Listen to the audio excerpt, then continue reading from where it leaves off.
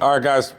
Thank you guys for coming today. I think this is my 7th expo, and I haven't even seen this many people on the floor on a Saturday, so it's a little overwhelming. I was hoping there's going to be like 5 of you all in here. That did not happen. Any event, for those of you that don't know me, Ryan Torcicollo, work at Save a Tree. I got about 15 years in the industry. Currently reside in New England, kind of done all aspects of it, running cranes, climbing off cranes, pruning, removals, whatever, kind of done it all. I won't lie, this is not my forte. I'm not the best feller. That's why I'm here with Matt Meckley, though. So he can kind of shine more light to the whole talk on some of the more advanced stuff than I do. So it's kind of a good combination we have here. I can do some of the more entry-level stuff, and I got Meckles here. So Meckley can tell you a little about himself, though. Can you guys hear me good? Nope. All right. I'm Matt Meckley. I'm a second-generation arborist climber.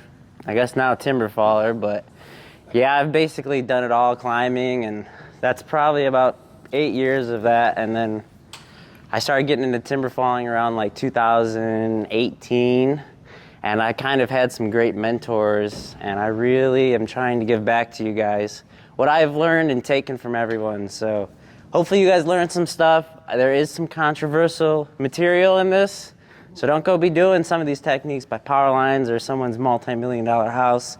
Just trying to explain the theory and where you can implement some of these tools and when to pull them out. Cool? Sweet.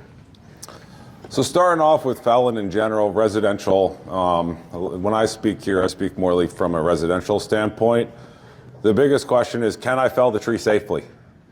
If I can fell the tree, it's getting felled. I'm not putting a set of hooks on or getting the bucket truck there. It's the quickest, safest, easiest way. I used to look at trees and stuff, and you look at it, and you kind of you're like, oh, this is going to be cool. I'm going to speed line this and blah, blah, blah. And some guy looks at you and goes, why don't we just fell it? And you're like, oh, yeah, like that makes sense. We should do that. So that's always the starting point that I have, obviously after doing a JHA and stuff like that, which we're going to chime in on. But the biggest thing before we get into any of this is, can we even fell the tree?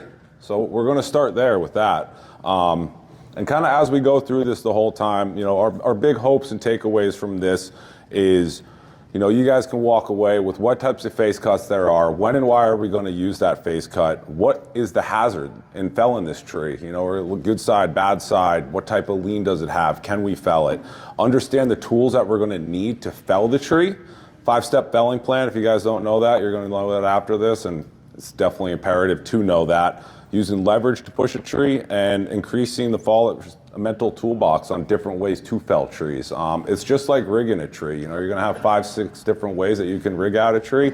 Same's with felling. You have multiple different cuts and notches that you can make to drop that tree. So what are we going to use in this scenario, and how's it going to react, and why are we going to use that one? Sweet. So now we got the 5-step or 5-part felling plan. You should pretty much understand this before you even start to cut a tree. Like, this plan should be implemented, and your crew should understand it as well. So at first, we got the hazards and the height. So what it says, you did your JHA. You're going to put on your JHA what type of work you're doing. So now you put falling on that. So now you determine the height of the tree, and is the tree relative to the drop zone. So you want to get that height. You got to figure out where you're going to find your target and where to put that tree.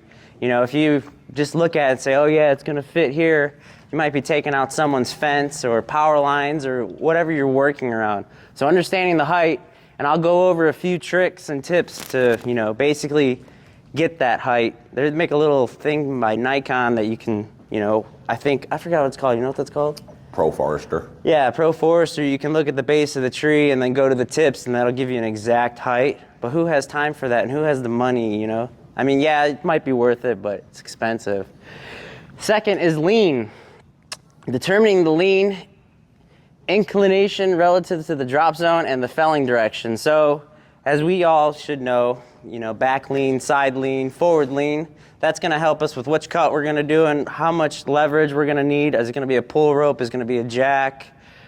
And so on and so forth. And also, figuring out how to mitigate that lean so the tree doesn't break off when you put a face cut here, but it's got side weight out there. So being able to take that lean and adjusting your plan.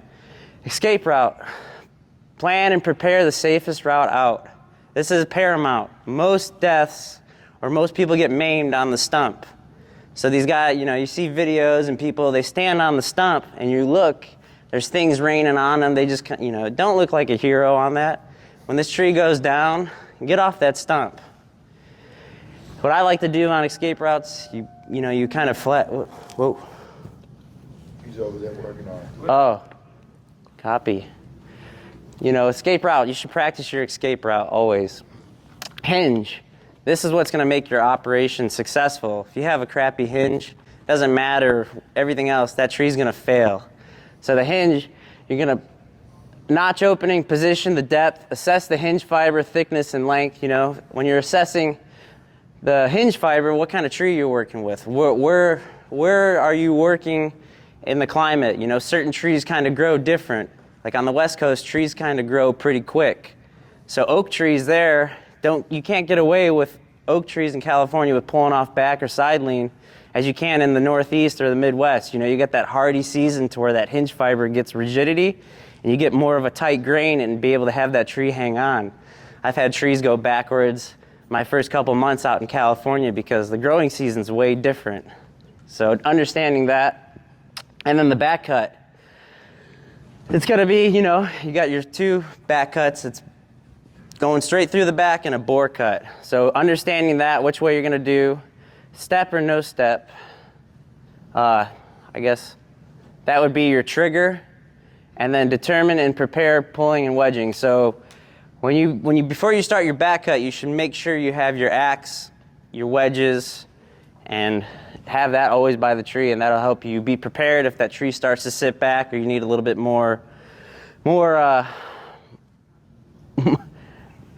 things to help commit it to fall. Is that pretty understood? 5-part felling plan. Do a lot of you guys use this on your crew or understand that? Sweet. That's always good to know. I didn't know that when I first got into it, so it's a good one to have. Ready? All right, so the height and hazard. I wish I had a little stick, but basically, this little trick, the diagram shows it perfectly. A lot of you guys hunt. You got your dominant eye. So you use this stick and use your dominant eye. You basically hold that 90 from your arm and you try to fit the tree in that stick. And you can usually get to about, 2 or 3 feet about where that top's gonna land. So this is perfect. But remember, if you're below it, everything's gonna, like the calculations are gonna change. So if you're below it, it's gonna fall further, but if you're higher, it's gonna fall shorter, if that makes sense. Wish I had a little stick, I should have brought that. Yeah, so I've learned a long time ago, and I don't use this stick. If you guys aren't using this here, I always have my hand in my pocket, so I can create a right angle here with my fingers and look down it the same way. You just line up the bottom where you're cutting the tree with underneath your thumb here, put the top of the tree here. I'm not to 2-3 feet, but I'm probably about 5 feet every time. So if you don't have a stick around, use a rake handle, or just your hand's always on you, hopefully. So try that one. So hazards and mitigating them. I mean, if you guys are lively enough, can you kind of yell out when you're felling trees, what are kind of some of the hazards we're looking for, or things we're gonna have to mitigate? Hangers above you. Hangers, what else? Trip hazards, that's a huge one, especially with your escape route. Yeah, I didn't hear you, but yes. good one. Oh, secondary projectiles, exactly. Yeah, so I mean, you basically, every which way you look when you're felling a tree, there's a hazard above you, behind you, to the side of you, something that's on the ground is gonna fly into the air. It's super sketchy. So there's a lot of things that you gotta do before you even decide that it's all right to fell the plant. And that's one of the things, not only can the tree be felled here? Can I fit it here? Can I safely escape from here? Is it even feasible to get out of here? Not only does the tree fit, but is it all right? It might be on top of a bunch of pickup sticks that are just going to explode every which direction and fling you off like a catapult. So don't only be looking up, be looking down too. Yeah, so a lot of the tree felling hazards you get, you got your slips, trips, and falls. That comes with uneven ground, not having the proper footwear, or just having your whole area not swamped.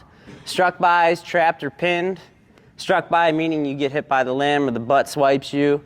Trapped, I don't know if you guys have ever seen videos of that, and I've always heard stories of guys, you know, getting trapped by a log. It doesn't sound fun. So always make sure that you won't get trapped by the log or the tree as it's going and pinned.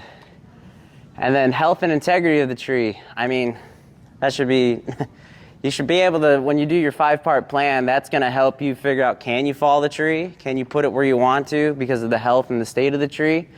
You don't really wanna beat on a snag with a wedge. So just understanding that part. And then chainsaw injury, you know. Chainsaws are cool, they're awesome, but they also can kill you and maim you really bad. I know on our day-to-day job, you know, we think we're comfortable and this and that, but that's when you get bit. Complacency. So making sure that you understand all the workings of a chainsaw and having the proper PPE, it's gonna help you not get a chainsaw injury. Felling hazards and mitigation. Remember always your proper PPE. This is me and my best friend here. 2 dorks on the first day of the crew. But we have a proper PPE. So we have that job briefing, JSA. Everyone should have that when they get out of the truck. You go through with your crew and talk about it. Tree and site inspection, you know, really understanding what's in that backyard. Where's the plumbing? Where's the power lines? Is there underground wires where maybe the limbs are gonna go stabbing through the ground? And then you got your proper tools for the job. I'll go more in detail with that later, but if any of you guys think that just having a rope in a tree is the most significant, like what's gonna work the best, just keep wedges and an axe by you. Remember, things break. Team members know their role. This is a huge thing because sometimes people don't know 2-way, 3-way communication and where people should be in the falling zone. You know, if you're part of that operation, you're 1.5, you need to be 1.5 times out of there. And then if you're not in the operation, you got to be 2 times the distance of the height of the tree out of the zone. So making sure that people around there are out of that zone. And then good communication, I just talked about that. You know, having 2-, 3-way communication, say, you know, if you got a rope in the tree, headache on the rope, then they relay headache, you know, all clear. So having good communication as well, you know, it's gonna save someone. Good. So we're gonna probably watch this video twice here. Maybe just once, we'll see. I don't know if you can see it, but almost gets smashed in the face.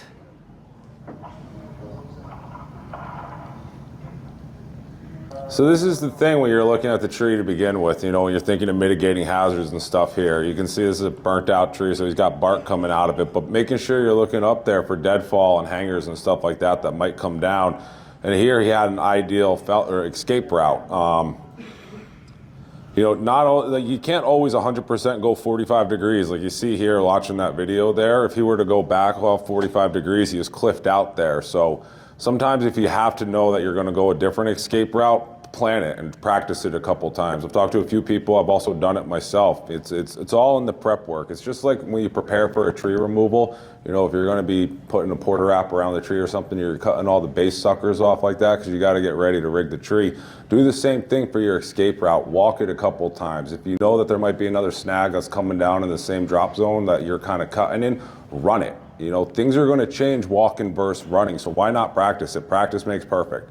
So if you got a really sketchy escape route there, spend some time, spend 5-10 minutes, clear everything out of your way and give it a quick run, because who knows, you might try to just walk in and you're like, okay, this is all good. Then when you go to run it, all of a sudden your leg spacing and stuff like that, those smaller rocks and stuff are all of a sudden a hindrance that you could roll an ankle and you're right there in the drop zone.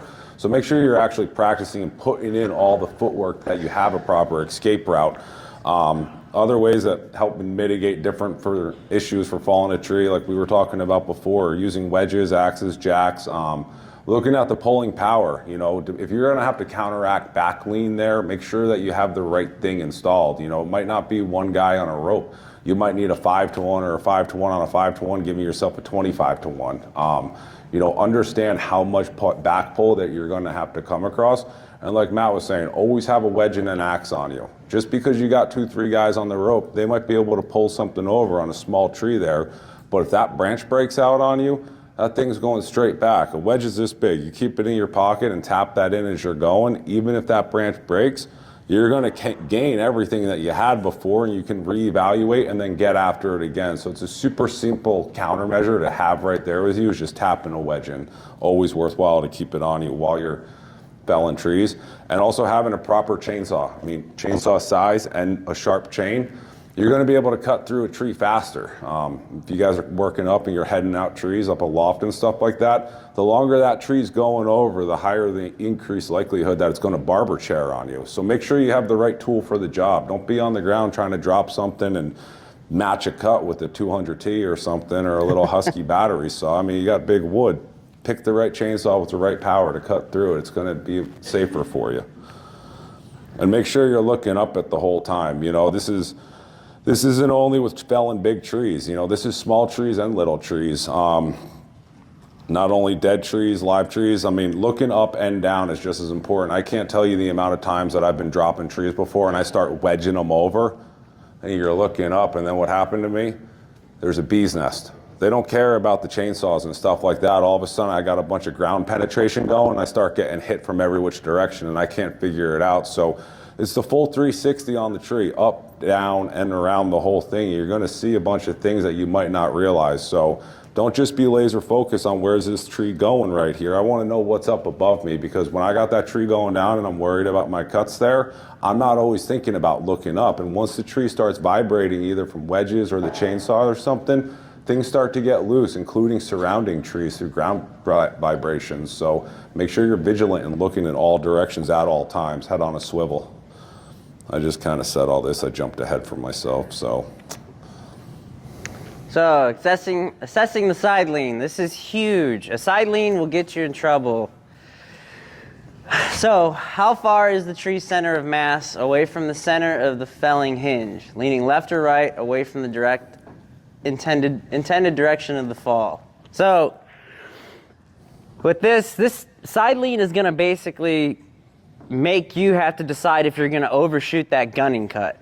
If you can, cancel out that side lean. You know, if you have a lot of side lean, try to find a direction or a target where you can cancel out the most or all of that side lean. And there's have you guys ever used a plumb bob? Do you guys have a throw ball and like a throw ball and throw bag? Sorry, it's the same stuff. Sorry, you guys make me nervous. So basically, what a plumb bob is, it uses gravity and keeps that weight true. So if you go to a tree, like how I was talking about your dominant eye, if you go hunting and all that, you go to a tree and you can really see where that side lean is. You find the center of mass of that tree, you hold that plumb bob, and wherever that plumb bob is leaning and where in front or back of the tree, that's where your side lean is.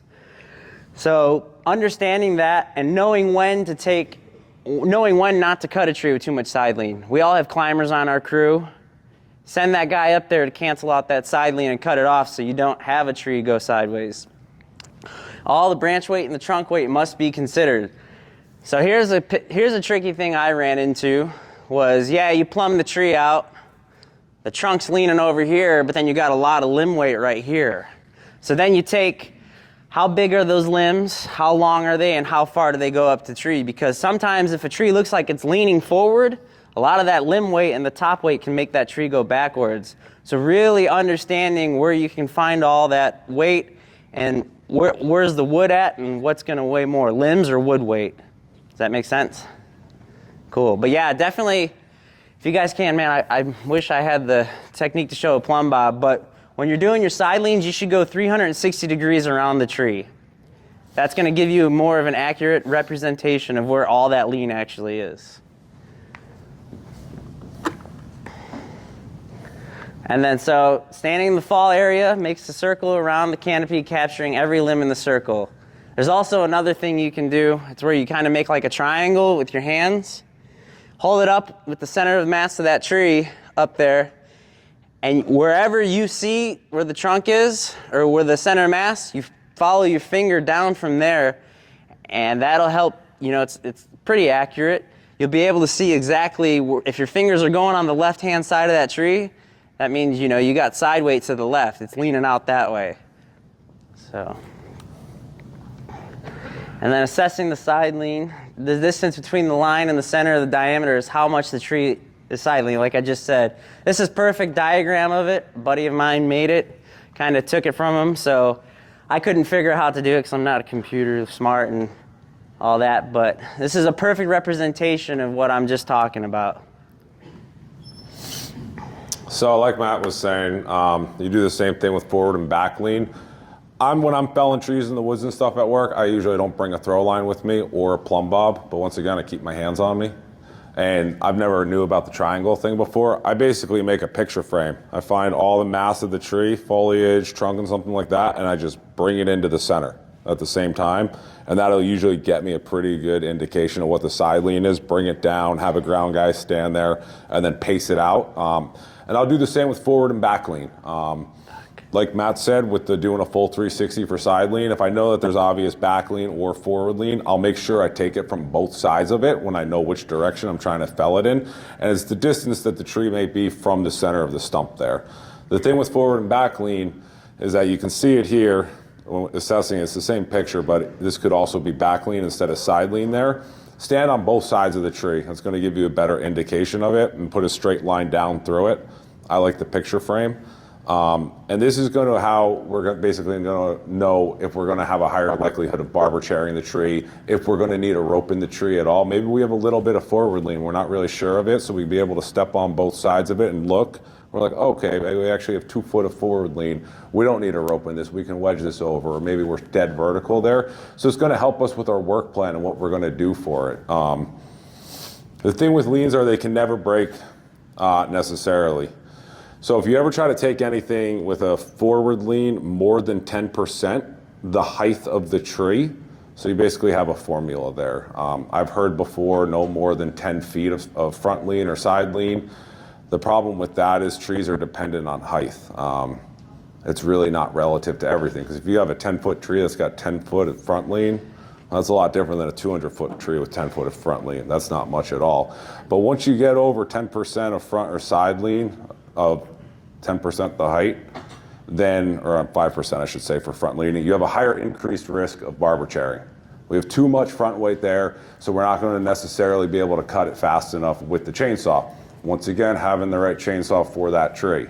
So if we were cutting real slow with a little bit of front lean, we're not going to be able to catch up with that tree higher, making the likelihood higher of the tree barber chairing there. So it's really important to understand your front and back lean. The thing with back lean is that we can always counteract back lean. You can put a 3-inch rope on it with a bulldozer and pull a 300-foot tree from 45 degrees that way. That doesn't matter. It's the front lean, and we need to make sure that we know how far it is. So if there is a potential barber chair hazard, how to escape from that. Or maybe we do have to send a climber up just to knock a little bit of that brush out to make it a safer cut. It's also going to help dictate what type of cut we're making on this. We might need to do a bore cut instead to help get all that material out so we have a lower risk of a barber chair. So assessing the lean is, as important, if not more important than anything else, because it's going to dictate how we do the rest of the job. All right, Matt. Oh, barber chair. So here's a little video of it.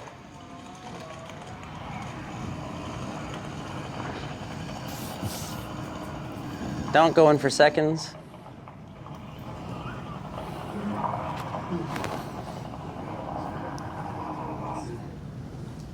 Now, I know someone's always had a barber chair, right? You guys have had one, right? It's pretty scary, and you really don't know where it's going. So, barber chairs are basically if you got a forward-leaning tree and you don't use a bore cut and you can't keep up with that, it's got way too much material and weight out there. So a tree will actually split apart as you're cutting that tree. It'll just start to go up, either chase you around or fall and break your saw or whatever. But barber chairs, you can actually create a barber chair with bypass too, because if you uncut or you cut too far on one side, you basically add that tree to put more pressure on the further side, and then it starts to split. So it's a big no-no. You should understand that leaving the stump if it starts to do that is good, and if you're going to have to use a bore cut. Bore cuts will actually save you from having a barber chair on forward lean. But you can also have barber chair on just a regular standing tree if you got too much pulling power. If your face cut is just a little bird's beak, that's really a good way to barber chair a tree, because if you're pulling too much and you're not able to catch up, or you leave a fatter hinge on a little bird's beak, it'll either start to split up, or as that face closes and it doesn't break, then it acts like a forward-leaning tree. So knowing that as well. I just want to back up on this. The interesting thing I think about this video here, it looks to me like if he'd had a bigger saw and actually not stopped cutting, you can see here he pauses, so he's leaving too much material there, and then he goes back in. If he had just cut in that, because there isn't that much frontally, and this might have been something preventable. So this is, like I was saying before, having the proper tool for the job, making sure your saw can cut and keep up with that tree. This is Matt last week on a side job. But look, He exited 45 degrees though. No, yeah, but you see, all right, you need to keep looking up as you exit away from that stump. This is why you swamp your work area. But see, he doesn't watch. He could have got killed. He's lucky he just kept walking to look cool. He randomly took the 45-degree path, and you can see right there is some random guy doing it, just the luck there. If he'd gotten 90 off the side or off the rear or off either side, he would have been whacked. It's a good one. So, and here's the escape route here. Basically, you have your ideal felling direction, the way that you want to put the tree. Hopefully it goes that way, because that's where you wanted to put it. And you're 45 degrees off either side. So when you're making your felling plan, especially if you're going through all 5 steps and you're planning it out and you have your escape route, understand this and then understand the good side, bad side of the tree, especially if you're cutting on a slope or a hillside. What does gravity do? It takes everything down. So I'm cutting big wood or something small and it's long and spindly. I'm probably not going to take the escape route on the downhill side because that tree is going to bounce and gravity is going to take it that way. So I'm always going to prefer the uphill side. Sometimes that's not possible. Maybe I do have to go downhill. So in this case, I'm going to practice that escape route a couple times, making sure that it's free and clear of any debris in my way and that I can navigate it quickly and safely.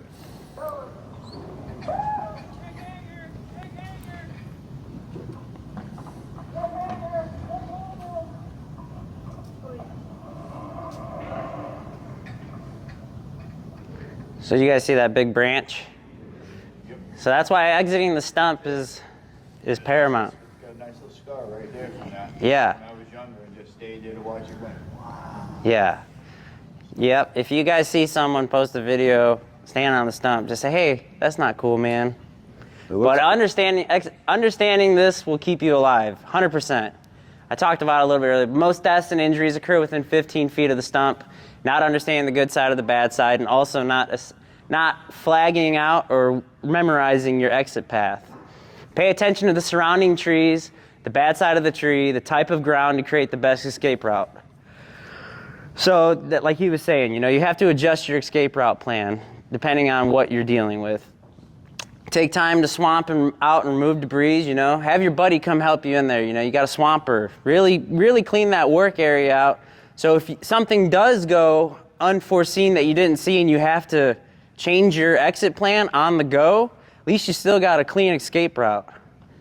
And then if necessary, practice escape route so that your exit is automatic reaction. If you try something and practice it a couple times before you go through with falling the tree, your body will kind of already memorize that. So if stuff goes wild, your body already kind of automatically knows, hey, I'm going out this way.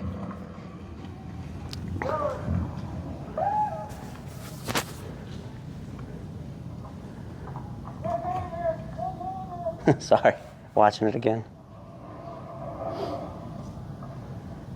What I liked about that, I don't know if you heard it, but there was somebody calling to hang her out. Yeah, that's one of my friends, Keenan. He saw it right away, and yeah, it would have got me if I stayed in there.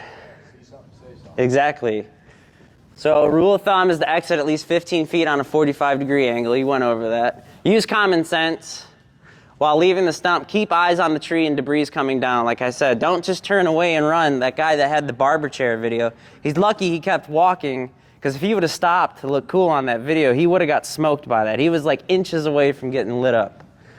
So make sure you keep an eye on that tree, and also look at the surrounding trees, because a lot of you guys, you probably fall trees out into the woods. Things fly back at you. So keeping an eye up in the air as you're going is paramount. And then give things time to settle before walking back to the stump. Sometimes branches fall down several seconds after the tree has gone down. So where I'm at cutting right now, I wait at least 15 to 25 seconds where I'm cutting, because redwoods, they like to keep limbs up there, and then just out of nowhere, like within 10 to 15 seconds, they just start to drop and rain down. So make sure you don't rush back into that stump. Give it a few minutes. You know, watch all the trees swaying. Look way out there and see, hey, is there hangers gonna fly back?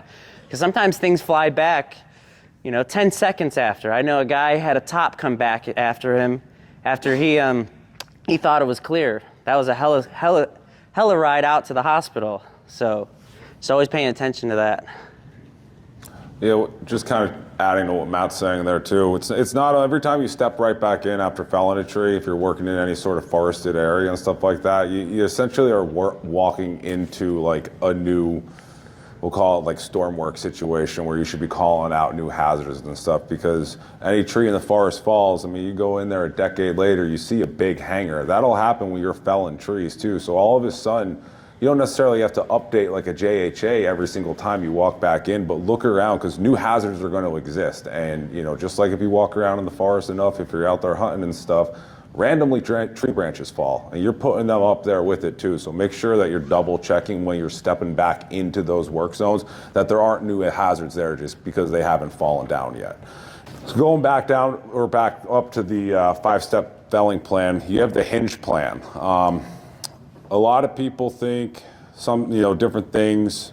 A thing with the hinge is you want it to be 10% of the diameter of the tree. A lot of people say 2 inches, or like we were saying before with the lean 10 feet. That isn't always depicted upon every tree, because every tree is a different size. So if we can boil it down to formulas, it's a little a little more better and fluid, so we can actually decide for that tree. And the reason we're picking 10% at 80% of the circumference of the tree there is because 80% is the widest width of the tree. So then when you can come in here and you can kind of see on the picture, I don't have a laser pointer, I can point over there, but at 80% there, that's the widest part of the tree. So if we do 10% there, all the strength in felling the tree there is in the sapwood. Everything else in the tree, it's deadwood.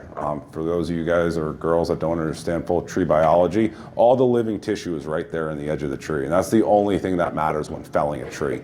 If you've ever seen people when they do that kind of bore cut, what's it called, when you go straight through and stack wedges? Yeah, bore cut. No, the one where you go the other way. Oh, dude, I don't know what you're talking about. Seen that one? Never mind. Yeah, we bore through the face. Oh, yeah. Yeah, Okay. when you see people bore through the face of the tree, the reason you can do that is because there's no strong fibers in the center of the tree there. It's all dead wood. We're only worried about the sides there, so you can preset things that way. So by doing 10% and 80% of the circumference there, we're going to have the most amount of live tissue to basically fold over and give us the most control of the tree. The hinge is one of the most important it is the most important person of felling a tree besides your notch. Your notch is going to direct where it goes, but if you have a bad notch, your hinge doesn't matter. It's going that way no matter what. A bad hinge equals failed fall. 10% of hinge of the diameter, and hinge placement is crucial for your exact goal. You can kind of manipulate the hinge a little bit depending on what type of cut you're going to do, which Matt will get into some of those here shortly.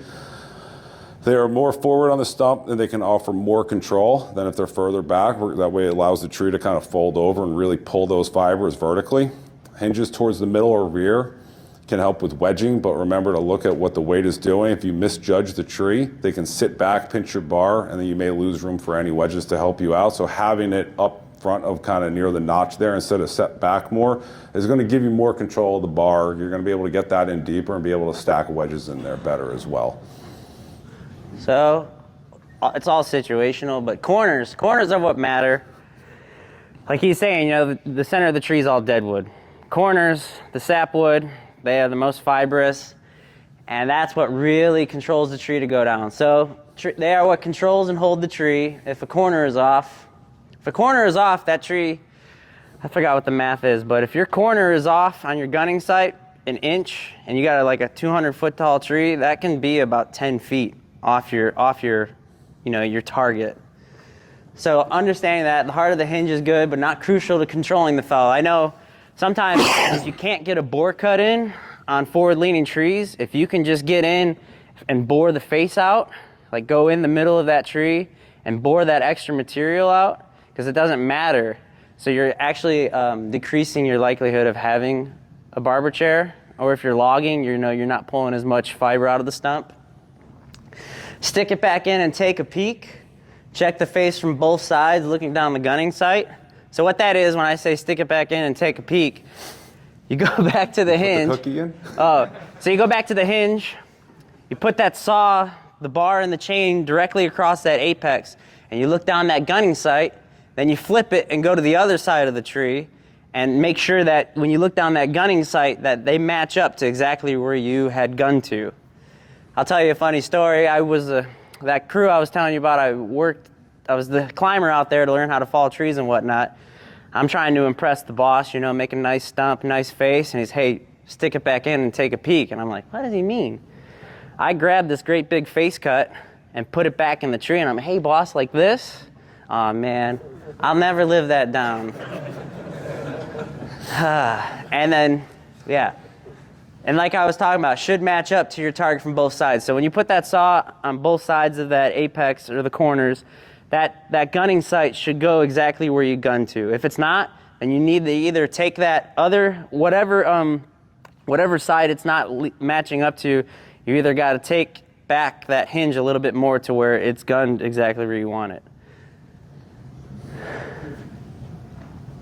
So when you have a properly cut hinge, the hinge is the pivot point and controls the direction of the fell, essentially right after your notch does there. The hinge holds the stump on and systematically fails as the tree's going over. That's why we have different types of notches that we're going to get into. It's going to allow our hinges to work in different ways, and depending how we want the tree to fail and what kind of the fell we're doing. And the wood that remains behind the apex of the notch in the front of the back cut there. So that's why we want it right there up front a little, right behind it. And these are the three basic cuts that we're all aware of for the most part. If you're not, these are the three basic cuts. Rule of thumb that you hear all the time, 1/3 the diameter of the tree, but that can be situational. Once again, we're boiling this down to numbers here so we can basically make them relative to all different size tree, 33%, 30%. Evaluate the outcome you want to have. We have a conventional, a humble, and an open face. They're all going to do different things for us. This is on the ground and this is the loft. If we want to, depending how we're heading out a tree or felling it, we're going to pick the right notch for the job during the felling plan and why we want to use that one. A narrow face cut allows the hinge to break easily and early, but you lose control of the tree. So like Matt was saying with the little bird beaks there, it's going to break real easy, but we're not going to have much control of it. The depth of the face cut will also depend on the situation. Once again, a controversial thing, people will cut into a tree 50% depending what they want to do to it, if not more. But that's an advanced technique that you're gonna have to learn over time. You see a lot of people doing that when they're chunking wood on a tree. When you have it nice and vertical, put that face cut in 70%, let gravity take that thing over. And an open face cut is going to give us the most control of a tree, opposed to the smaller face cut, we're going to have the less control. If you can kind of conceptually visualize that there, you look at the conventional notch here, that thing's going to go over and it's going to hit that 90 before it even hits it, and the hinge wood's going to break and it's going to go. When you have an open face, we have that full closing time where the hinges can start pulling the fibers and give us the longest amount of control on that tree, which is also going to depend or depict which way that tree hits the ground. Stump first, brush first, fold over slow. So those are all things to bear in mind when you're felling a tree, and also if you're topping a tree up high. All right, so the gunning sight. Do a lot of you guys know those little lines on your saw are actually like a sight down a gun? They're pretty accurate, and the way they built the saw makes it accurate. So I guess I'll talk about it now. These are the lines that are on both sides of the saw in the case. So this side, and there's actually a gunning sight on the side too to see where your tip and where the bar is. They act as a scope or an iron sight as a rifle. These will help with aiming your corners and creating the apex of where you want the tree to go. So with me, when I'm out cutting, I use my gunning sights a lot. I can basically tell when I'm making that face cut by looking at my gunning sights as I'm doing the motions. I look where I plan my target, gun in, set that, and then as I go in to do my undercut or my top cut, I watch that gunning sight, and I remember where I had the target out to, and if these match up, I know I'm good. If I'm too far, then I've overcut my corner, and if I'm too short, then I'm under it. So, watching these will also help and speed the productivity of your face cut. And they can be as accurate as you want if you read the tree right. So, You guys ever seen someone stumping and they look down the sight like this and they think it's all gravy? You actually have to get behind the saw like a rifle. You stand all the way back, look down your dominant eye, and at least look out at least past 60 feet. That's how you get the most accurate and true reading to where you've gone to and how to put that tree there, as long as you followed your 5-part plan and came up where you want to put that tree. So I don't know if you guys have ever done this, but really get behind the saw and have a good position. Don't look through the side or do it halfway. It won't work. You'll think you're accurate, but you're not. Does that make sense? Cool. Sorry, guys, I'm nervous. The thing with gunning sites too that I see a lot of people forget about, I see it on Facebook all the time and when I watch people that I work with, everyone, they want to come on their back cut there and they're always sticking their head back around the notch and they're looking on both sides trying to figure out where the bar is. Your gunning sight works both ways. You know, everyone will line it up with their gunning sight and they never use it on their back cut. If to make sure that they're level coming in. If I know that I'm gunning right at that door there, my notch is there, and I come in and I'm looking down the gunning sights on my back cut, that's where the bar is. It's going in the same way. There's no reason to start bopping your head on both sides and figure out which way to move the bar. Use your sights on the back cut too. I don't know, I see it all the time. It's like one of those things maybe people don't think of it, but they're always out. And then they're like 90% of the way through and their head's in front of the big notch. And I'm like, what are you? Come on, kid. Yeah, use the gunning sights. They're your friend. Unless you're on some great big wood, then you do have to get to the other side to see if you're close. But for the most part, if you're in bar length wood, that gunning sight will be true and tell you exactly where you're gunned and where your back cut is to get through that hinge. Okay, gunning cut. I guess I just talked about that. But that's the start to every face cut, Depending on, a lot of people like to start top cut first, out east and whatnot, or smaller wood, I'll do that. But for me, I like to go in with my gunning cut first, your flat plane cut. For me, I feel like that's how I can build my face cut off on that to have an accurate hinge. So this is where your saw, the direction it fell. The gunning cut is where you want to put that tree. The lines on both sides of the saw are what you look down as the line of sight. I just talked about that. Being level is a must for an accurate shot. How many of you guys understand how to make the saw level? The saw is built to be, the guys who made the saw, the females that made the saw, they made it to where ergonomically, if you flip it, if it's well balanced, it'll get flat for you. But if you got a little bit too much bar, it's tip heavy, just kind of put a little bit of pressure on that trigger. Best thing I did to learn how to make sure I had a level bar, you ever seen those magnet rulers? Not ruler, but a level?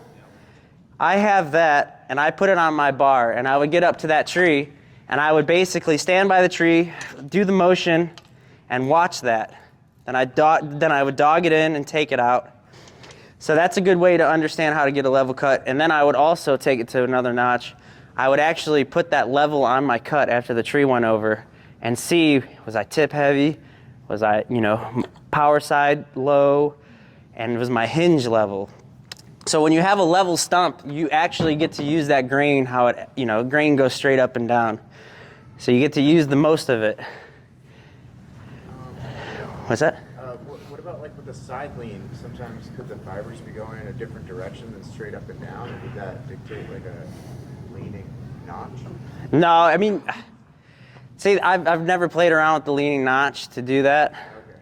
But I keep it level stump all the time. When you have that, you basically, put your felling plan around that weight is.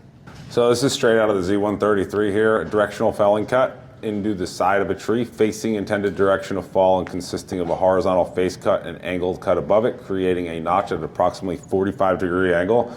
That's our conventional notch. This is the most common one. I'm huge on the conventional knot. Personally, I suck at making Humboldts, so this is my go-to, or an open face.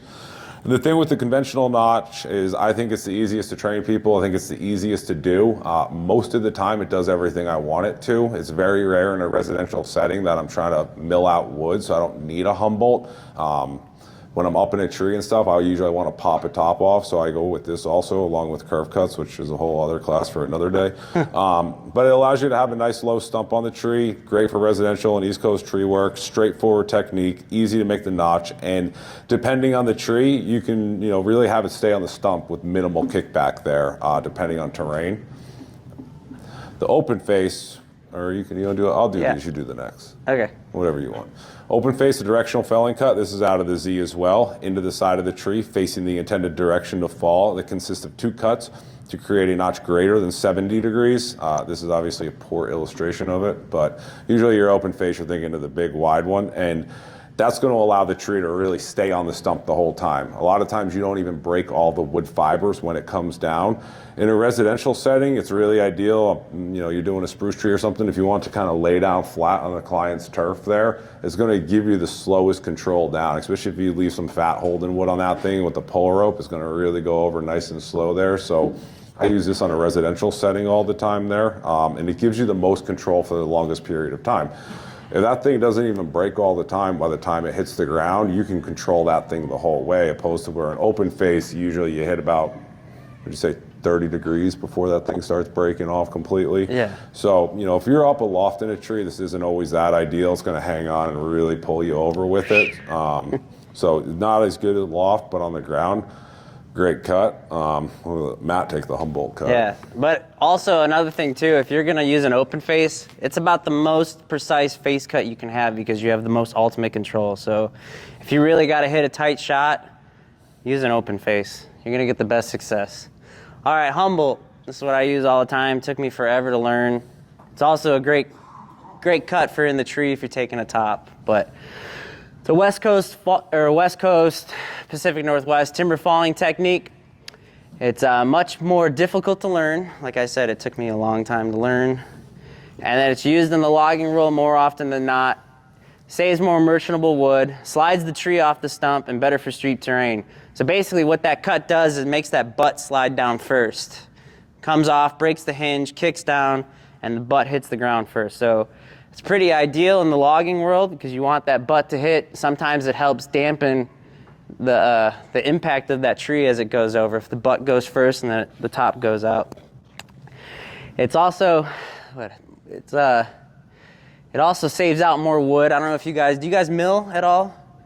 It's a good cut to do if you want to get more out of your butt instead of having a conventional cut where you got to cut kind of where that conventional cut stops, take that off. And it's, for topography, if you're sending stuff uphill, it's also a pretty good cut as long as you run away because it'll kick off the stump and usually lock in that stump. It'll slide back into it. So if you're trying to keep stuff on a hill or whatnot, this is also a good cut. Snipes. Any of you guys ever play with snipes? I play with snipes a lot, just depending on how I want that tree to come off that stump.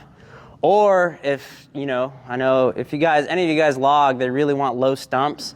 Sometimes you can't get that face opened up all the way. So if you put a snipe in there, it actually can exaggerate it like an open face. Yeah, you still got your tight apex, but once that breaks, it'll still keep that tree on that stump for a bit more.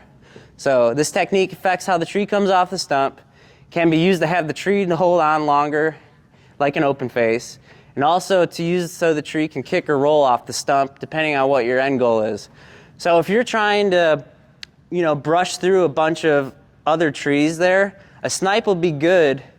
You get that tree to go over and it breaks, you got that snipe in there. Instead of it getting hung up and staying on the stump, you got that extra cut on that stump. That butt will roll off.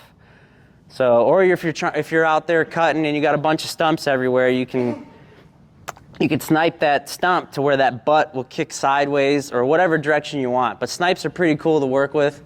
I've actually used them in the tree too to make logs land really flat. So it just depends, it's all situational. Bypass. It's a no-no for the most part. If you're trying to be accurate, bypass is bad. And it also can cause barber chairs like I was saying. You see that? You cut all that, you cut that other side off, all that pressure goes on the side with the hinge, and with all that free wood, it acts as the tree to kind of tear out, So that's a no-no with bypass. And then here's the back cut plan. This is a pretty good stump. Look at how tight and perfect that hinge is.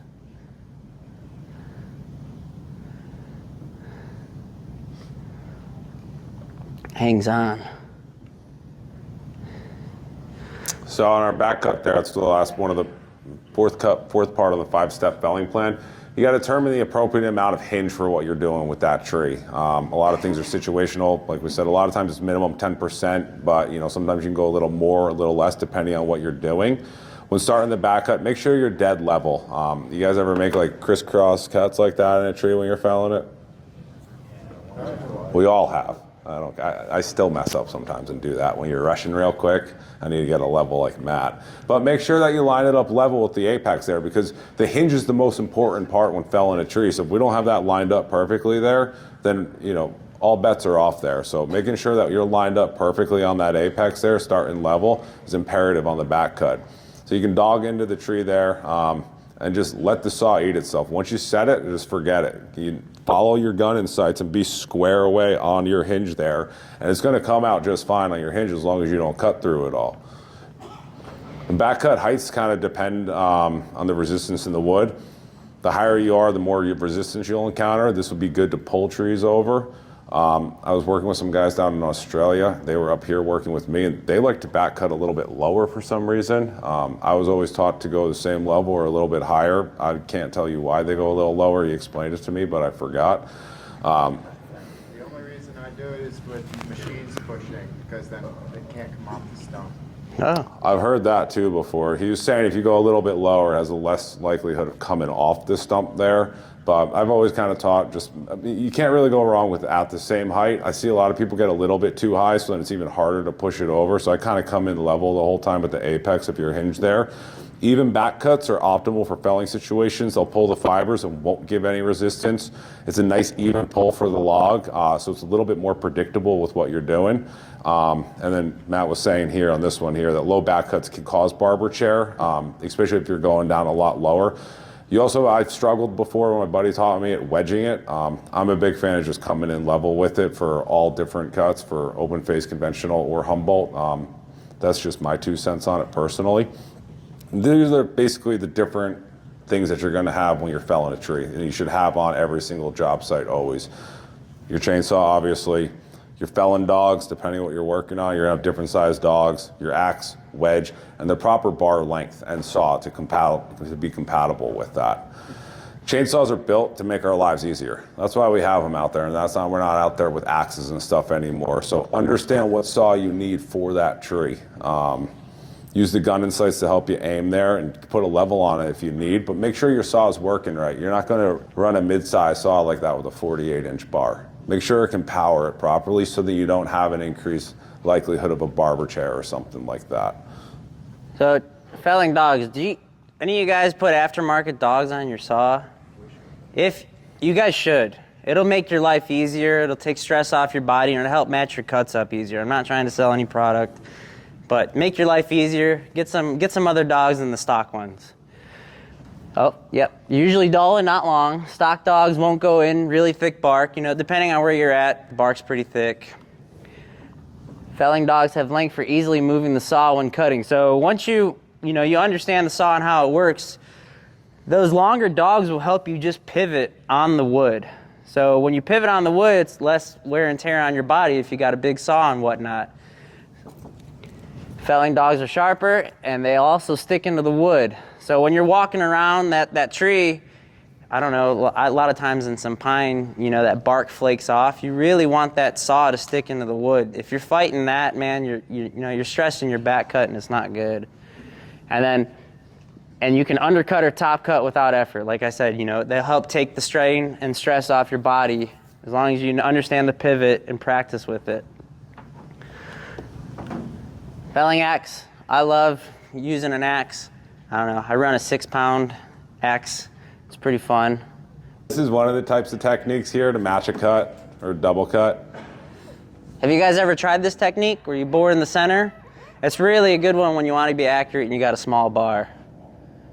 And here's my goofy self. Or you can just walk the saw around like this, which Yeah, is call a it lot more tracing. common.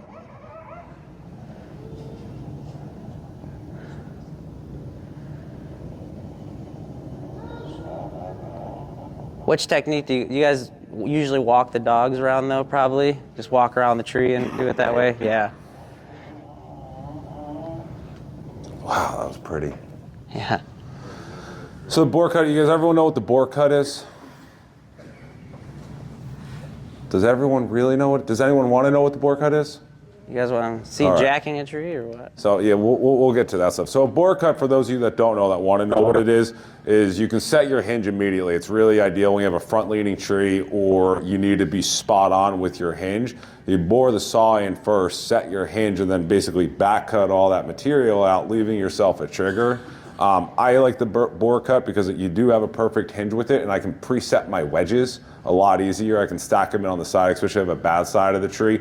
And if I'm in a precarious situation where I need to get the hell out of there quick, I like to just have that little trigger. I got one quick nick and I can run the hell out of there real fast, opposed to being under the thing, looking up, is anything coming down, or when's this thing gonna go over? Then it starts to go over a little, and then I run away and it didn't go over, and I gotta go back in that situation when I could have just set the hinge and then ran away. Dutchman is bypass, and this is where it's gonna get controversial. You can also use a Dutchman to help swing a tree. I know a lot of people say you can't steer trees. Correct, you can't steer trees, but you can alter how long that tree stays on the stump. So, like I said, this can affect how the hinge reacts. It can also cause the hinge to break early, which means loss of control. So if you don't understand that, where the weight is, if you do have a Dutchman, that tree is gonna break where you've removed that wood. You know, it's not holding uniform. And then, yep, swinging trees. It's not, you just basically having that tree break off and pull to wherever you left that hinge. And then all Dutchmen should be cleaned up unless you're using it for a falling technique. And I don't know, use a T-wrench in the field, scrape that apex, really dig it in there, see if you got any extra wood or if you got a huge hole in there and your apex isn't consistent. Jacking trees, any of you guys ever played with a jack before? Tree jacks are pretty cool. They can also get you into trouble. But I would say on deciduous trees, if you're gonna use a jack, use a rope with it too, unless you really know where all that lean is. And then we got the scissor wheel. This is a technique to swing trees. It's actually, you're not swinging the tree, you're just incorporating that stump. Instead of having just the little hinge, you're actually cutting that tree to where it pulls the stump out of the ground. So yeah, it looks like it's swinging, but it's actually just hanging onto that stump and going. So it uses a Dutchman. Like I said, it's not for residential or jobs with targets. I guess it's called for swinging. Create space on the holding side of the hinge, which allows it to use the stump to incorporate more wood and can pull the stump out of the ground, so be careful. So if you guys do play with this, watch your feet when it goes over. It will pull you out of the ground.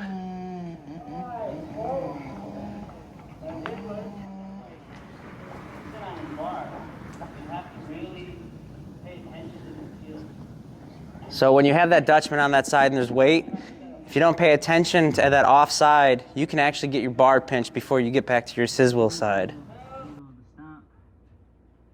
See how it pulled from here? I guess here's how the tree, then you see the stump. And the fiber's held on. So it actually uses a lot of that stump. This wasn't the best video to show it, but when you create that space, it just wants to pull all the fibers on that side where the scissor wheel is. Well, thank you guys for staying late with us. Thank Sorry you for going over. I appreciate it.